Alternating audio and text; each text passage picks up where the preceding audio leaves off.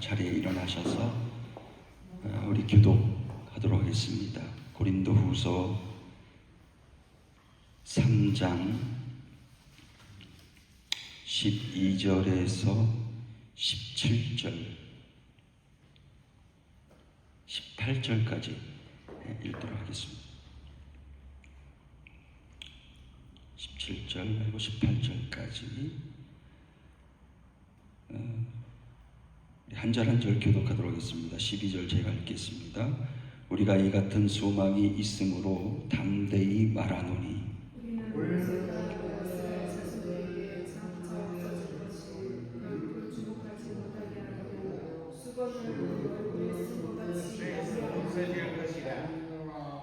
그러나 그들의 마음이 완고하여 오늘까지도 구약을 읽을 때에 그 수건이 벗겨지지 아니하고 있으니 그 수건은 그리스도 안에서 없어질 것이라.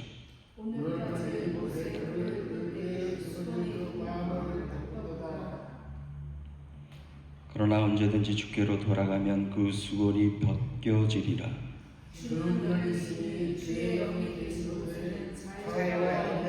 18절 갈 수 있습니다. 우리가 다 수건을 벗은 얼굴로 거울을 보는 것 같이 주의 영광을 보매 그와 같은 형상으로 변화하여 영광에서 영광에 이르니 곧 주의 영으로 말미암음이니라. 아멘. 기도하겠습니다. 하나님, 오늘도 말씀하여 주옵소서. 그 말씀대로 행하도록 믿음과 능력과 결단을 허락해 주옵소서.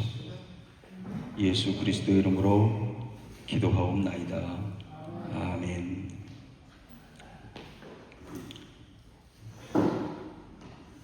더 값진 것이 있으면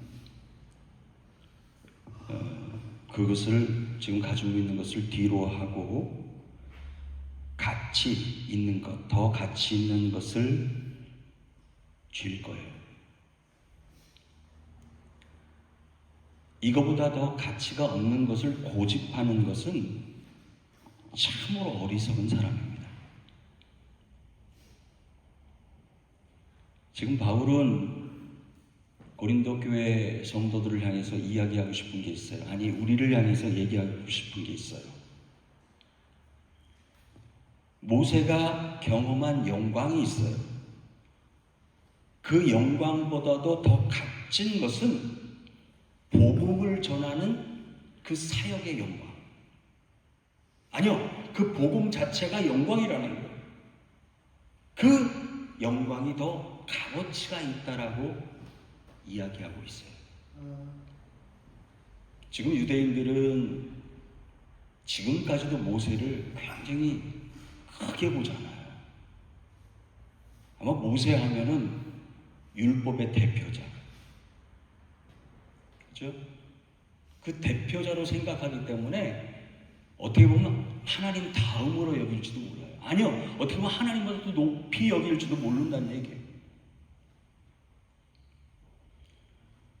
그렇다면 바울이 이 말씀을 기록한 그 의도가 뭘까? 도대체 고린도 교회 안에서 무슨 일이 벌어졌길래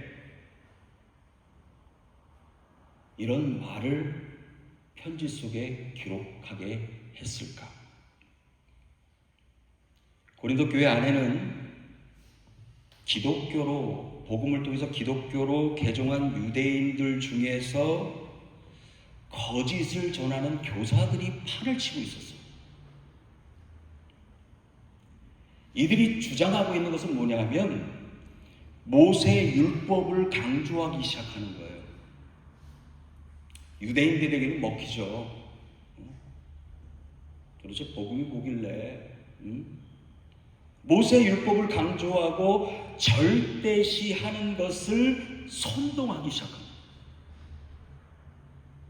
여러분, 주의, 선동 이렇게 하기 시작하면 문제가 있는 거예요. 그래서 예수님을 통해서 옛 언약이 완성되게 하신 것은 예수 그리스도입니다라는 것을 강조하고 싶어요. 한마디로 말해서 더 가치가 있는 것이 무엇인지를 봐야 된다는 거예요. 옛 언약에 집착해서 붙들고 있다면 정말 소중한 복음을 놓칠 수 있다는 얘기예요. 바울은 그래서 영원한 것이 무엇인지, 더 영광스러운 것이 무엇인지를 가르쳐주고 있잖아요. 아니, 오늘날 우리에게도 그것을 가르쳐주고 있는 거예요. 그런 것 같아요. 내가 자신이 있으면, 뭔가 확신이 있으면 자신감 있게 얘기합니다. 그리고 행동도 자신이 있어요.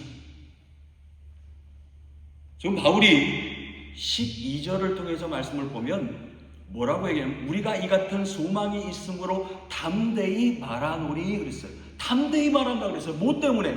소망이 있다는 거예요. 그 소망이 뭐예요? 복음이라는 거예요. 지금 고린도 교회 안에서 율법을 너무 강조하고 지나치게 복음을 율법보다 아래로 보는 그 일들, 한마디로 말해서 예수 그리스도를 인정하고 싶지 않은 거죠. 그래서 바울은 자신이 있다는 거예요. 자신이 있다는 거예요. 뭐에 대해서? 복음에 관해서. 내가 전한 복음이 정말 진리이고 참 하나님의 말씀이라는 것을 강조하고 싶은 거예요. 그러면서 그냥 끝난 게 아닙니다. 설명을 하잖아요. 왜 복음이 더 위대하고 영광스러운지를 하나하나 설명하기 시작합니다. 이거는 이 이야기를 들은 유대인들은 기분 나쁠 수가 있어요. 상당히 자존심 상할 수도 있어요. 자, 그 이야기를 예를 들면서 끄집어내는데 13절 말씀입니다. 한번 읽어보도록 할까요? 3장 13절. 자, 시작. 우리는 모세가 이스라엘 자손들에게 장차 없어질 것의 결국을 주목하지 못하게 하려고 수건을 그 얼굴에 쓴 것 같이 아니하노라. 모세가 하나님의 말씀을 받기 위해서 시내산에 올라갑니다. 올라가서 하나님의 말씀을 받잖아요. 하나님의 거룩하심을 경험해요. 하나님의 임재하심을 경험해요. 그런데 하나님의 영광이 그 얼굴에 비춰지자 모세가 한 행동은 뭐냐면 그 비춰지는 얼굴을 수건으로 가렸어요. 여러분, 여기에 우리가 주목해 봐야 돼요. 그렇다면 모세는 왜 얼굴에 수건을 썼을까? 우리는 이 말씀을 읽으면서 그냥 넘어갈 수가 있어요. 아, 그래, 모세가 수건을 썼나 보다. 바울이 이 이야기를 한 의도가 뭘까? 모세가 율법을 받아서 이스라엘 백성에게 선포할 때에 그의 얼굴에 광채가 막 빛난 거예요. 그 빛나는 모습을 바라보고 유대 백성들이, 이스라엘 백성들이 두려워 떨었어요. 이 상황에 대해서 바울은 설명을 하기 시작하는 거예요. 모세의 얼굴에서 나온 광채는 곧 사라질 영광이라는 거예요. 여러분 잘 들어보세요. 하나님 자신이 영광 아닙니까? 그 자체가 영광이고 그 자체가 거룩하심이고 그 자체가 우리가 바라볼 수 없는 영광이라는 거예요. 모세의 얼굴이 중요한 게 아니에요. 모세의 얼굴에 비춰진 그 광채가 중요한 게 아니라는 거예요. 모세가 받은 그 얼굴의 광채는 유한하고 예수 그리스도께서 구원 사역을 완성하는 그 순간 율법의 기능이 완성된 것을 바울은 고린도 교회 성도들에게 얘기하고 싶은 거예요. 자꾸 율법을 강조하는 그 유대 백성들을 향해서. 모세의 얼굴에서 빛나는 그 광채는 영원한 것이 아닙니다. 한시적인 거예요. 하나님의 영광을 바라보고 빛났던 그 얼굴. 반면에 성령 하나님의 인도하심에 따라서 전해진 예수 그리스도의 복음은 생명을 살리는 영원한 영광이라는 거예요. 그 영광을 우리가 믿고 있기 때문에 이 자리에 있는 거 아닙니까? 감출 필요가 없어요. 모세는 그것을 감추기 위해서 감췄지만 우린 감출 필요가 없다는 거예요. 바울이 그걸 얘기하고 싶은 거예요. 본인도 그것을 감추고 싶지 않다는 거예요. 옛 언약은 제한적입니다. 잘 들어보세요. 하나님의 말씀이지만 굉장히 제한적이에요. 목적이 있어요. 죄를 드러나게 하신다는 거예요. 죄를. 자꾸 거기에 집착하다 보면 뭐가 되는 건 난 죄인이야. 그거 좋습니다. 내가 죄인임을 깨닫는 건 중요해요. 그런데 자꾸 죄인이라는 것을 마음속에 품고 자책하고 그러다 보면 발전이 없는 거예요. 용서가 없는 거예요. 성결함을 찾을 수가 없는 거예요. 여러분, 이 수곤이라는 것은 어떤 의미냐면 그 단어를 보니까 칼림마라는 단어를 썼어요. 그 뜻은 뭐냐면 유대인의 영적인 무지라는 거예요.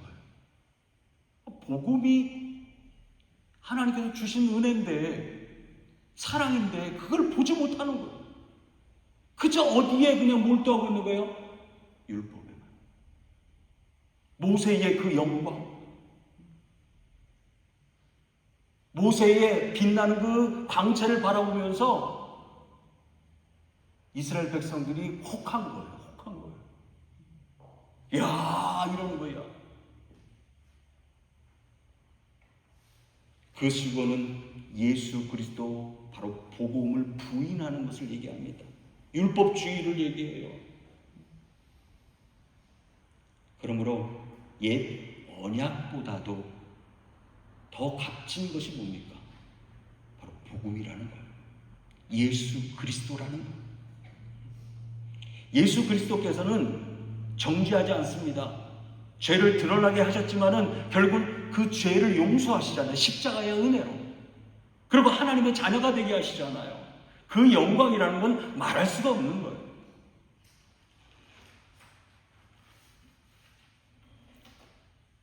그러므로 바울이 여러분에게 선포하는 게 있습니다.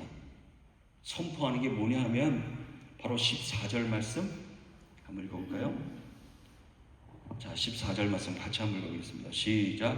그러나 그들의 마음이 완고하여 오늘까지도 구약을 읽을 때에 그 수건이 벗겨지지 아니하고 있으니 그 수건은 그리스도 안에서 없어질 것이라.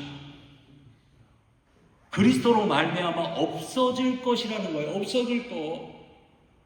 그리스도 안에서 수건을 벗으라는 얘기예요. 옛날 이스라엘 백성이 옛 언약에 얽매였고, 아니요, 오늘날에도 그 수건을 벗지 못하고 있어요. 제가 어떤 영상에서 어떤 개신교 목사님이 유대인 대상으로만 복음을 전하는 그 광경을 봤어요. 단호하게 성경을 들이대면서 얘기하더라고요. 근데 희한하게요, 그 사람들이 안 들을 것 같죠? 어떤 사람은 아예 콧방귀 느끼지 않고 안 들고 그냥 가버려요. 무시해버리고. 근데 어떤 사람은 다 들어요. 다 듣고 맞다 해요. 그런데 예수 그리스도는 구원자가 아니다, 이렇게. 우린 기다리고 있다 얘기하고 있어요. 그냥 예수라는 사람은 선생일 뿐이다, 랍비일 뿐이다. 그게 결론이에요. 아무리 얘기해도 뭐요? 눈이 멀어서 율법에 얽매여서 결국 복음을 보지 못하는 유대인들이 지금도 허다하다는 거예요. 그들이 수건을 벗지 못하는 이유가 뭘까요? 유대인들 여전히 율법에 매여 있습니다. 절대적으로 집착하고 있어요. 진리를 보지 못합니다. 그 다음에 이유가 뭡니까? 유대인은 영적 무지함에 빠져 있어요. 율법을 지키려고 하는 것이 아니라 숭상이에요. 어떻게 보면 숭상. 율법을 다 100% 어떻게 지킵니까? 십계명을 다 어떻게 100% 지킵니까? 그거는 교만이에요. 지킬 수 없기 때문에 예수 그리스도께서 십자가에 달려 죽으셨잖아요.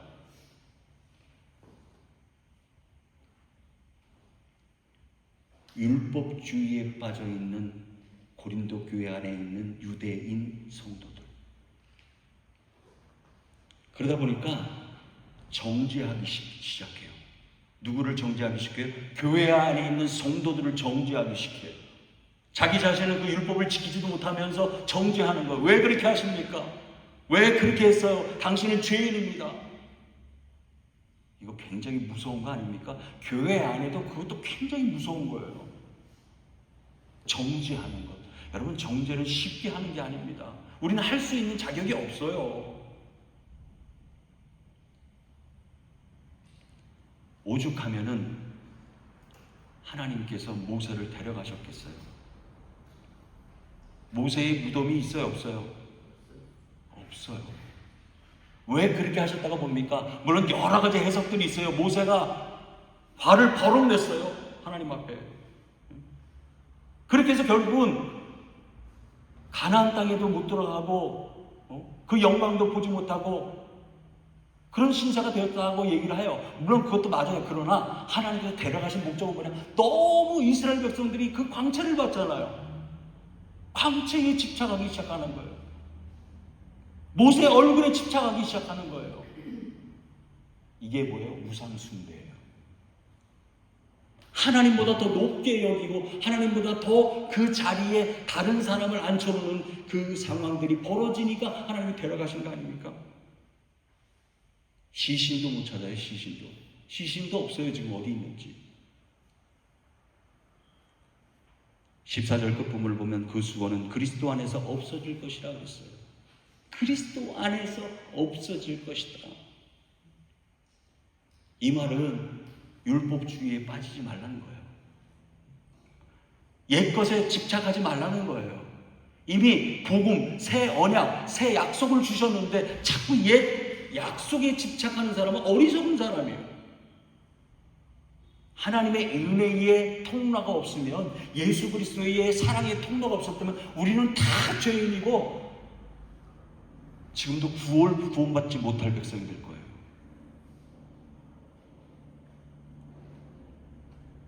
예수님이 율법을 완벽하게 하기 위해서 오셨잖아요. 우리를 자유케 하시기 위해서 오셨잖아요. 유대인이 수건으로 덮고 있는 그 눈을 감싸고 있는 수건을 이제는 벗어 던져야 돼요. 유대인들을 향해서만 얘기하는 게 아닙니다. 우리를 향해서도 얘기하는 거예요. 자꾸 옛것에 집착하고, 이미 예수 그리스도께서 보혈의 은혜로 용서하셨는데 아직도 죄책감에 사로잡혀서 아이고 어떡하나. 이거 잘못된 거예요. 이미 용서받았잖아요. 그러면 용서받은 자로서 새로운 삶을 살아가기 위해서 몸부림을 치면 되는 거, 하나님 앞에 엎드리면 돼요. 그리스도의 영광은 수건으로 가릴 필요가 없어요. 모세는요, 그 영광을 가리기 위해서 아이고 내 백성들이, 이스라엘 백성들이 영광을, 이 한시적인데 나중에 아이고 왜 빛이 안 나나, 이렇게 하면 어떻게 하나, 별 걱정을 막 하는 거예요. 또 하나는 어떤 해석이 있냐면, 이 영광의 빛을 집착하다 보니까 선포되어지는 말씀에 몰두할 수가 없는 거예요. 그렇게 해서 모세가 얼굴을 가렸다는 해석도 있어요. 맞는 것 같아요, 그것도. 그럼 우리가 예배 드릴 때만 그러지 말고 평소에도 마찬가지입니다. 하나님 말씀에 집중할 수 있는 여러분들이 되어지길 바랍니다. 요 한 시간이요, 하나님 말씀에 집중하지 않으면 빼앗기는 거예요. 하나님 말씀을 빼앗기는 거예요.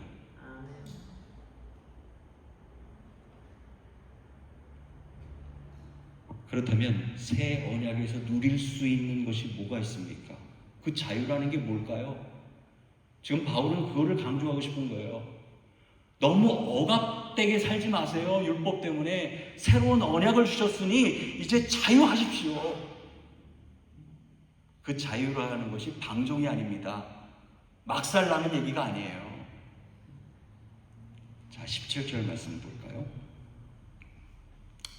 자, 17절. 자, 16절 한번 같이 읽어보겠습니다. 시작. 그러나 언제든지 주께로 돌아가면 그 수건이 벗겨지리라. 주는 영이시니 주의 영이 계신 곳에는 자유가 있느니라. 주님은 영이십니다. 영이시기 때문에 주의 영이 계시는 이곳도 그렇고 여러분들 가정에서도 그렇고 운전하면서 가시는 그 장소에도 주의 영이 함께 하십니다. 그걸 누릴 때에 내가 자유함을 얻는 거예요. 그냥 여기만이 아니라는 거예요. 여기만이 아니라는 거예요.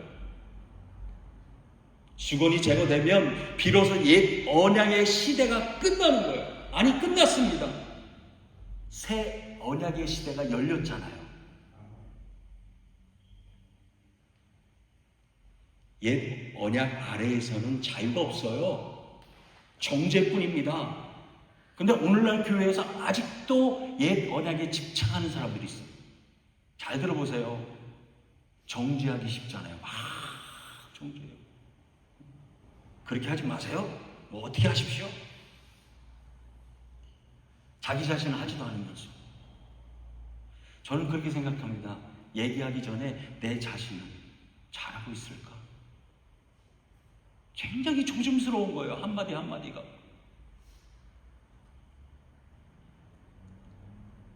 옛 언약 아래에서는 자유가 없어요. 새 언약 아래에서만이 자유가 보장됩니다. 더 이상 율법이 우리를 얽매여서 죄인으로 가두지 않는다는 거예요. 죄와 사망의 법에서 벗어나게 하신 분이 예수 그리스도잖아요. 이미 그 끝난 걸 벗어나게 하셨어요. 우리. 그걸 믿었기 때문에, 고백했기 때문에. 그러므로 다시 한번 강조드립니다. 정죄하지 맙시다. 그리고 죄책감에 시달리지 마세요. 하나님 앞에 엎드려 하나님 보혈의 은혜로 나를 덮으셔서 용서하여 주옵소서. 그러면 용서받는 거예요. 그러면 그 다음부터 안 하면 돼, 그걸.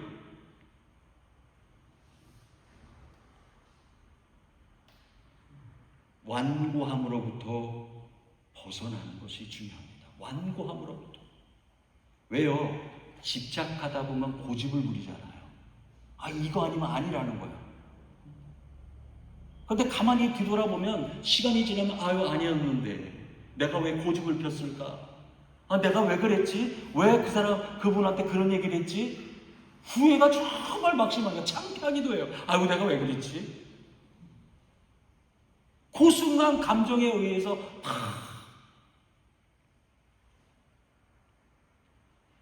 여러분, 이것이 새 언약 아래서 누리고 있는 자유입니다. 자유.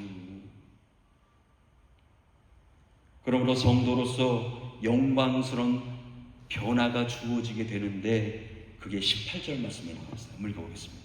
우리 마지막으로 같이 한번 읽을까요? 시작. 우리가 다 수고를 벗은 얼굴로 거울을 보는 것 같이 주의 영광을 보매 그와 같은 형상으로 변화하여 영광에서 영광에 이르니 곧 주의 영으로 말미암음이니라. 바울은 모세가 하나님 앞에서 얼굴에 수건을 걷어낸 것처럼 자신도 확신과 자유로움 가운데 하나님 앞에 담대히 나아가라고 선포하고 있는 거예요. 제가 출애굽기서 모세가 하나님의 율법을 받을 때 말씀을 다시 한번 묵상을 해봤어요. 처음에는 수건을 얼굴을 이 수건으로 가리지 않았습니다. 처음에는 말씀을 받을 때는요 가리지 않았어요. 하나님의 임재하신 그 영광을 보잖아요. 그 영광을 바라볼 때는 수건으로 얼굴을 가리지 않았습니다. 그게 은혜예요. 그게 은혜예요. 그게 사랑이에요. 근데 사람의 생각이 들어가는 순간 가리우기 시작하는 거예요. 별 생각이 다 들죠. 아, 이렇게 되면 어떻게 될까? 저렇게 하면 어떻게 될까? 모세가요 별 생각을 다 하는 거예요. 아, 그걸 왜 모세가 걱정을 해? 하나님께서 알아서 하시는 거지. 전 그 생각이 불뚝 드는 거예요. 아, 뭐 이렇게 걱정을 해? 이스라엘 백성도 하나님 책임지실 텐데. 말씀만 선포해, 말씀만. 뭘 가리기를. 저는 그렇게 생각이 자꾸 드는 거야. 모세, 이 이야기를 들은 천국에서 모세 되시는 분이 뭐라고 할 수도 있어요. 너가 한번 그때 그렇게 한번 경험해봐. 어떻게 될지.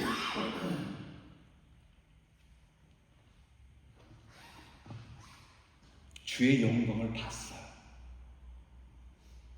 봤다면 그 감격과 은혜를 이스라엘 백성들에게 선포하면 되는 거예요.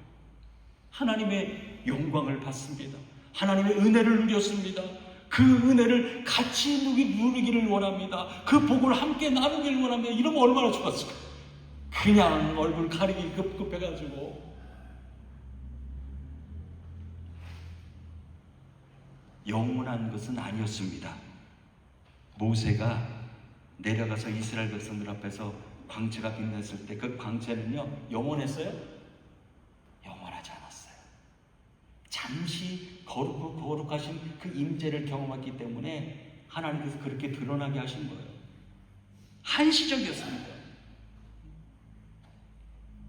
더 값진 것은 뭐냐면 복음이었다는 거예요. 율법을 완벽하게 이루시기 위해서 십자가에 돌아가신 예수 그리스도. 결국은 그거 아닙니까? 내가 너를 정말 찐 사랑해. 너 백성들을, 나의 백성들을 정말 내가 사랑하고 내가 아끼고, 그걸 이야기하고 싶은 거야. 하나님은 누구를 통해서? 예수 그리스도를 통해서. 아니 복음을 통해서.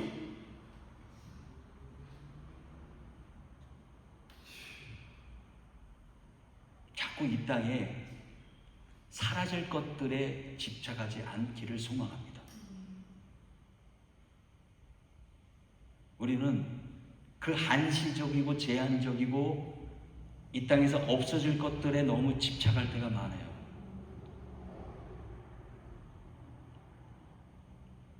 복음으로 인하여 즐거워하고 예배자가 되게 하신 그 은혜로 기뻐하고 찬양을 드리는 가운데에 그 임재에 감사할 수 있는, 그게 더 값어치가 있는 거 아닐까요? 그게 영광이라는 거예요. 하나님 말씀을 읽은 그 순간, 은혜를 누리는 그 순간 하나님을 보게 되는 거예요. 하나님의 임재를 경험하는 거예요. 여러분 묵상하다가 마음에 감동이 되고 막 은혜가 누려지고 막 눈물이 나고 그럴 때가 있잖아요. 위로가 되는 경우도 너무 많아요. 이 말씀을 통해서. 그게 뭐예요? 하나님의 임재로 영광이라. 다른 게 영광이 아닙니다. 다닐 필요가 없어요. 떳떳하게 내가 믿은 복음, 내가 확신한 복음, 자신 있게 어깨를 펴고 전할 수 있는 그런 결단과 용기가 필요해요. 그래서 바울이 12절 처음에 시작할 때 그렇게 얘기하잖아요. 우리가 이 같은 소망이 있습니다. 그러므로 담대히 나는 설교하고 선포합니다. 얘기하잖아요.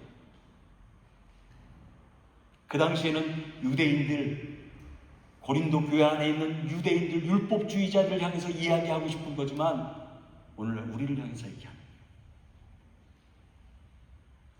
혹시나 여러분들 지금 누리고 있는 복음에 대한 은혜를 뒤로 한 채, 더 값진 것을 뒤로 한 채, 지금 한시적이고 그냥 잠시 잠깐 누려지고 없어지는 것을 내가 붙들고 집착하지 않나 다시 한번 점검해 봐야 돼요.